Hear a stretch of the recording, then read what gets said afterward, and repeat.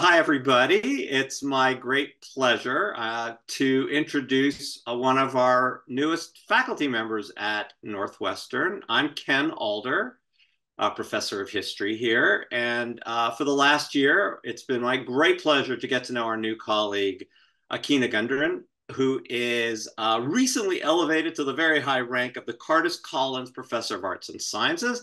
And only a few days ago, we went to his inauguration ceremony, as the whole department did. It really was a fabulous event. And I learned a little more about his work, but I would like to share that now and have him share that with you. So, Akin, good to see you. How are you doing? I'm doing great. Thank you Yeah. for having this conversation with me.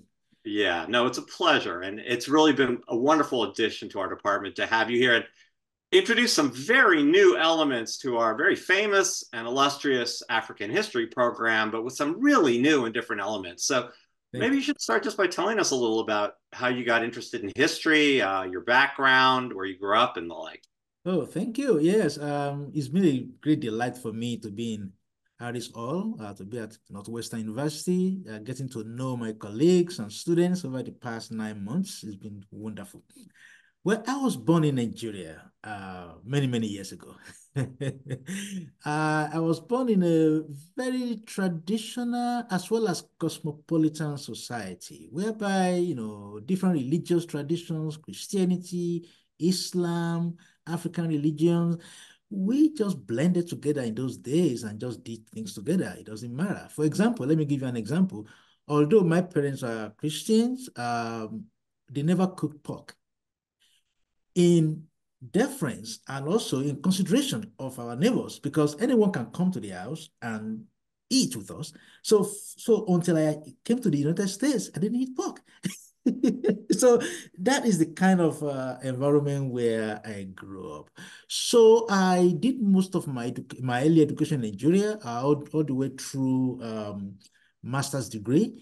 I did my BA in Nigeria, I did my MSc in Nigeria.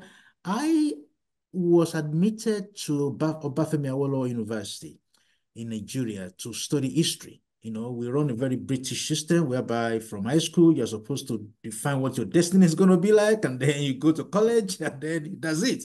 So I went to Ife to study history, and it was within the first 3 weeks that I was told by that a new department of archaeology has been established, and the way the gentleman introduced the discipline, because I didn't know what archaeology was about. He described archaeology as a discipline that studies history through the kind of objects that you see in a museum. At that time, I was 18 years old. I had never been to a museum before. I don't know what a museum looks like. I've heard about museums, but I didn't know what a museum was like. And I've never seen any any object in a museum what it looked like. But the way he described that field appealed to me. So that same day, I changed my major from history to archaeology. Now, archaeology in Nigeria is like an offshoot of history, because archaeology unit used to be in history department. So it's not a big leap that archaeology department was established, and it came to my history of West Africa class to recruit students into that new major. So I changed my major to archaeology, but I continue to take my history classes. So that is how I entered the field of archaeology, but at the same time, having another one foot in archaeology, 1 foot in history, because I kept taking history classes. And my professors in archaeology, of course, they see archaeology as just another way of understanding history, especially studying African society, where written sources came very late. For that part of Africa that I study, Nigeria and West Africa in general, written sources came very late. So archaeology was seen as another way of understanding the past. Material culture therefore became very critical to that process.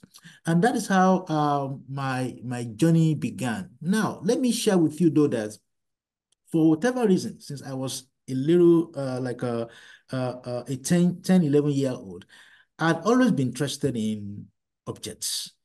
I was the kind of kid that would pick up curious objects from the street. It could be cowrie shells. It could be something that there's always something about objects that is fascinating to me. So, but I will not really claim that fascination with uh, objects in my childhood directly connected to me becoming an archaeologist, historian. I always don't want to connect those two. I'm also fascinated. I mean, history fascinates me. History and literature in Germany, both those two. In fact, I was going to do double major in history and English. If I had not turned into archaeology, I would have likely possibly be in English department now as well, because I was interested in literature. I was interested, and because of of the interest I had in literature in high school, my classmate nicknamed me Achebe after Chinua Achebe. You know, that's the nickname I got in high school because of my fascination with literature as well. So there's always something about storytelling, material culture, history that kind of do it for me. Yes. That's yeah, that makes sense. I mean, because you really do ask historical questions. It's just you use and tell them in the form of, stories, analytic stories, but stories, Mhm. but using objects as evidence. So one of the things that you've done here in the department that has been fabulous is the founding of what I'm told is the first material culture lab in a history department in the United States. And it's new in Harris Hall.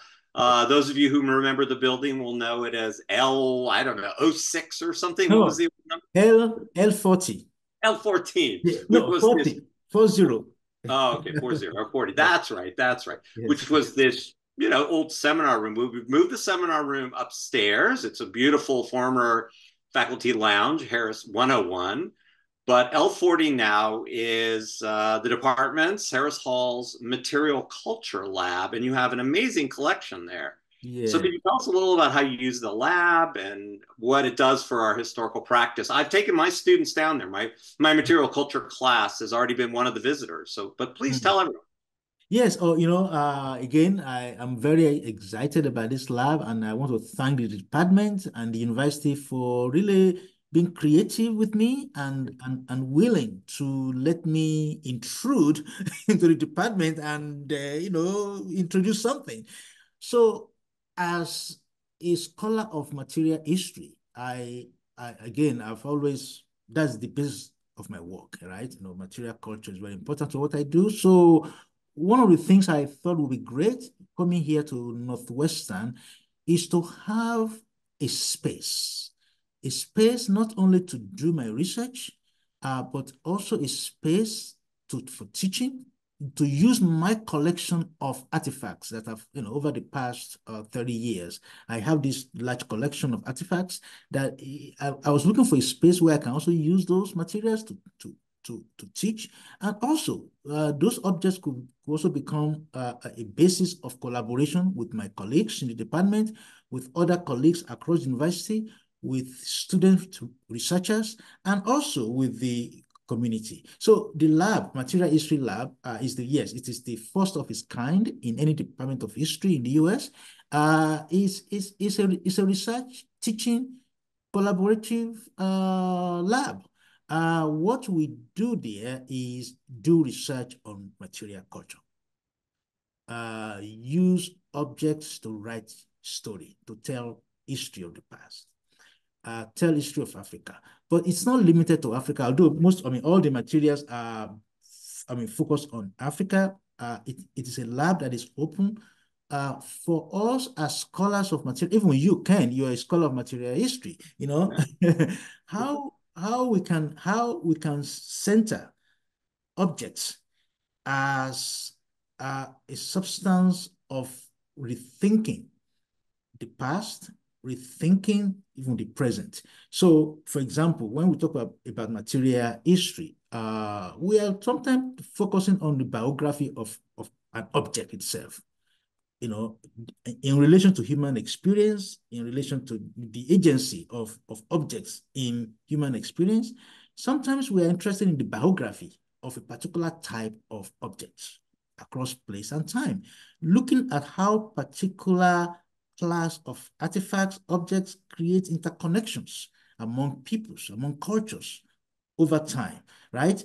Or it could be the evolution of a particular material culture as well, how a particular set of artifacts evolve in terms of the way they were made, their technology, their forms, their functions, their symbolic meanings. It could be, that's what we focus on, right? And so material history is a very elastic kind, subfield of history that allow us to really explore several questions about politics, uh, becoming how a community became what they are. It could be about talking about cultural production, about political process, even the symbols that we attach to nation, the idea of nation, the idea of identity. So material culture allows us to do all of these things. And so this lab is doing all these things. In addition to that, we are also interested in studying the formal and chemical mineral composition of artifacts. So that is something that is very unique because now we have several tools that allow us to really know what an object is made of. So we can use, for example, PXRF, which is a kind of a tool that we can use to explore the chemical composition of an object, and that allows us to now begin to talk about the movement of that object from the place of production to other places, or how that object was made, where it was made. And then that opened up the question to looking at how that object has traveled, who was responsible for carrying that object from place to place. So again, this is very important to answering a wide range of questions. For example, migration, history of migration, or history of environment, because what you see in an object is a reflection of the environment in which it was made.